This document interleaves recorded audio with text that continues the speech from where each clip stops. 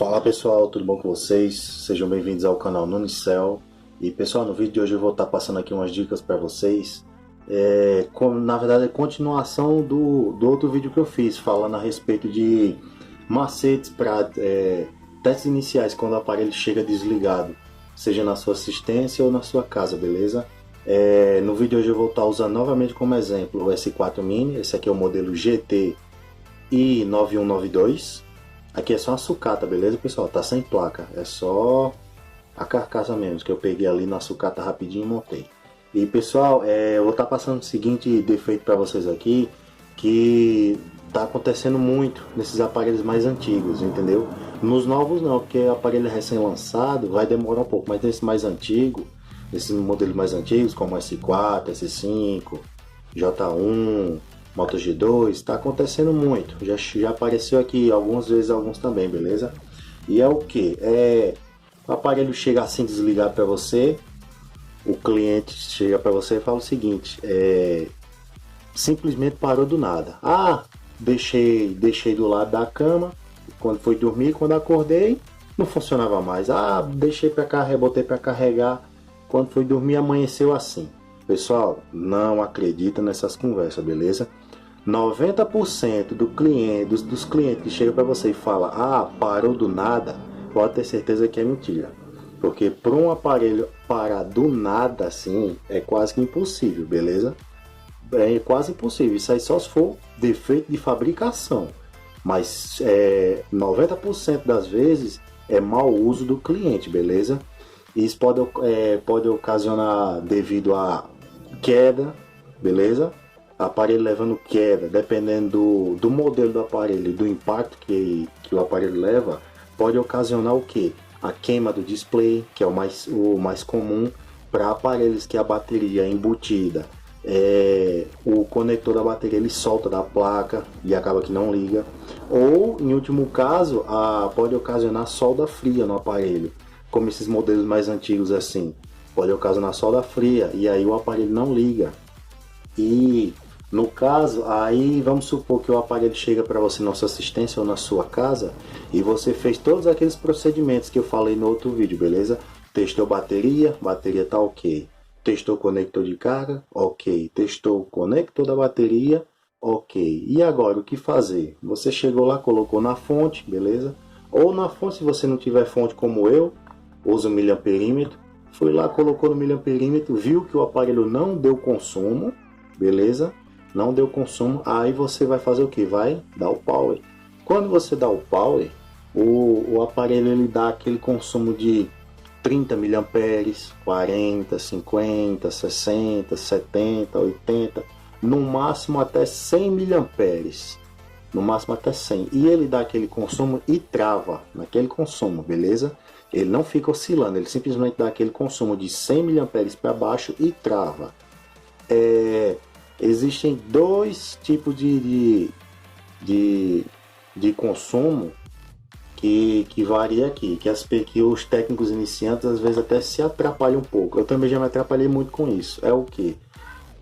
Quando você faz o teste, coloca na fonte ou no miliamperímetro e ele dá esse tipo de consumo e trava, muitos dos técnicos já condenam a placa, beleza? Muitos já condenam a placa. Eles já falam que o problema é hard brick, fala que o aparelho está morto, a placa está morta, virou um tijolo, que é o famoso hard brick, soft brick. Só que aí tem um pequeno detalhe, que muitos esquecem. Para o aparelho ocasionar o hard brick ou soft brick, ele tem que dar aquele consumo travado e na hora que você solta o power, ele zera, beleza? Se você apertou o power, ele travou lá naquele consumo abaixo de 100 mA, soltou o power e ele zerou, 99% de chance que o problema é hard brick ou soft brick. Em muitos casos, existem alguns aparelhos específicos que você consegue resolver instalando uma ROM junto de um jig, que é uma gambiarrazinha que muitos técnicos usam com cabo USB para forçar o aparelho a entrar em modo download, ou modo recovery, ou modo fast boot, tanto faz, dependendo do modelo. Existem alguns aparelhos específicos que você consegue recuperar quando é soft brick, que é isso.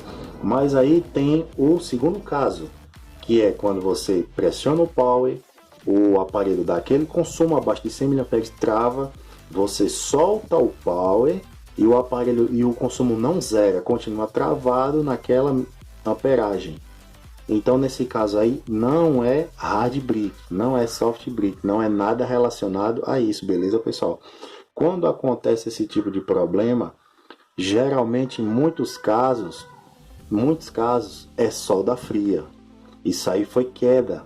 Geralmente acontece com queda. Ou então o cliente tentou passar um software para o aparelho sem saber.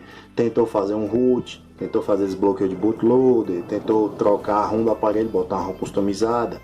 E muitas das vezes o cliente acaba não sabendo fazer os procedimentos corretos. Ou seja, acaba instalando uma ROM errada, baixa uma ROM diferente da outra, ou baixa arquivos que contém dentro das pastas arquivos corrompidos. E isso ocasiona ao aparelho bricar, entendeu? Dá esse problema. E acontece muito. Aí, nesse caso aqui, quando dá esse problema de solda fria, aí você vai ter que desmontar o aparelho, buscar no esquema elétrico e fazer o passo a passo, testar todos os problemas. Geralmente, muitos dos casos acontece quando dá esse problema de solda fria, muitos casos também acontece do defeito sendo no botão power, ele está em curto, quando dá essa miliamperagem baixa e fica travada. Muitos dos casos é botão power, pode ser PMIC, pode ser SAI de memória, pode ser cristal oscilador, existem vários fatores que podem ocasionar esse problema.